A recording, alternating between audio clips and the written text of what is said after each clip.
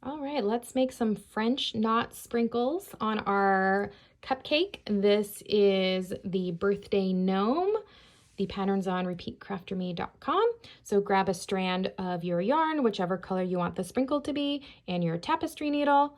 And let's just weave that in here. I'm just gonna zoom in. There we go, so you can see better.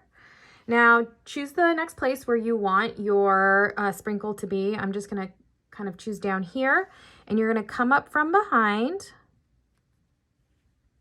Okay, pull that through about halfway. You still kind of want a little bit of a tail on the back end. And grab your yarn and hold it right here. Now we're gonna loop our tapestry needle around twice.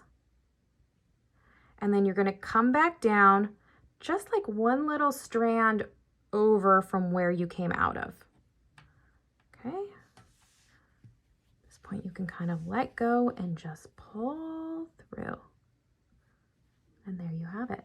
Now on the back side, all I'm doing, and you could absolutely weave these strands in, just kind of working in between the stitches so they don't show, but I'm just knotting it a few times, and this will be secure enough for this project. I don't plan on washing it a ton. And then I'm just kind of clipping it off, and they honestly kind of look like sprinkles on the back too. So there you have it.